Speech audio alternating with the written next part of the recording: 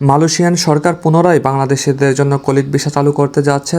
Malaysian সরকার তাদের high কমিশনে বিষয়টি ঘোষণা করেছে। আমি আপনাদের সাথে সম্পূর্ণ বিষয়টি ক্লিয়ার করব। এর পূর্বে বলে রাখি যে আপনারা যারা আমার চ্যানেলে নতুন অবশ্যই চ্যানেলটি সাবস্ক্রাইব করে পাশে থাকবেন, কারণ এই চ্যানেলের মধ্যে আমি অভিবাসন সংক্রান্ত এবং বৈদেশিক কর্মসংস্থান সংক্রান্ত আমি এই তথ্যগুলো আপলোড করে থাকি। চ্যানেলটির মাধ্যমে যদি আপনারা কিছুটা হলে উপকৃত হয়ে থাকেন, অবশ্যই চ্যানেলটি সাবস্ক্রাইব করে পাশে থাকবেন এবং আমাকে সাপোর্ট করবেন। ধন্যবাদ।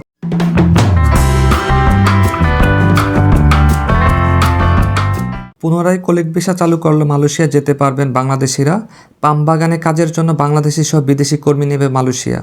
ম্যানুয়াল পদ্ধতিতে চাহিদাপত্র সত্যায়নের ঘোষণার মধ্য দিয়ে বন্ধ থাকা কলিক ভিসা পুনরায় চালু করল মালয়েশিয়া। 17 সেপ্টেম্বর এক বিজ্ঞপ্তিতে পাম বাগানে ম্যানুয়াল পদ্ধতিতে চাহিদাপত্র সত্যায়নের জন্য এমন তথ্য জানিয়েছে মালয়েশিয়ার বাংলাদেশ হাইকমিশন।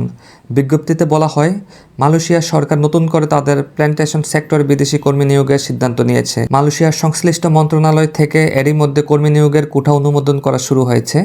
বাংলাদেশ হাইকমিশনের পক্ষ থেকে এরই মধ্যে প্ল্যান্টেশন সেক্টরে চাহিদাপত্র ম্যানুয়াল পদ্ধতিতে সত্যায়ন করা হচ্ছে।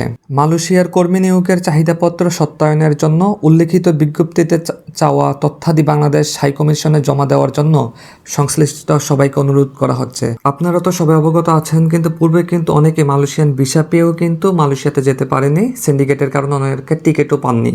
অনেক বাংলাদেশি ভুক্তভোগী ভাইয়েরা এয়ারপোর্টের মধ্যে কিন্তু কান্নাকাটি করতেছিল, আপনারা কিন্তু জানেন। এই জন্য আমাদের সকলের মনে কিন্তু একটা প্রশ্ন যে আসলে পূর্বের মতোই কি এখনও আবার হয়রানির শিকার হতে হবে? টাকা পয়সা মাইর যাওয়ার কোনো সম্ভাবনা আছে কি না? আসলে বিষয়টি হচ্ছে, বর্তমানে যে অন্তর্বর্তীকালীন সরকার আছে ওনার প্রতি আপনারা আস্থা রাখতে পারেন, কারণ বর্তমান সরকার কিন্তু সিন্ডিকেট ভাঙার জন্য কিন্তু অনেক চেষ্টা করতেছে। আশা করি স্বল্প খরচে কিন্তু মালয়েশিয়া যাওয়া যাবে, যেটা লিগ্যাল খরচ সরকারিভাবে। ইতিমধ্যে কিন্তু অন্তর্বর্তীকালীন সরকার কিন্তু প্রবাসীদের জন্য সুযোগ সুবিধা আলহামদুলিল্লাহ আগের চেয়ে অনেক বৃদ্ধি করতেছে, এয়ারপোর্ট অনেক সুবিধা দিচ্ছে।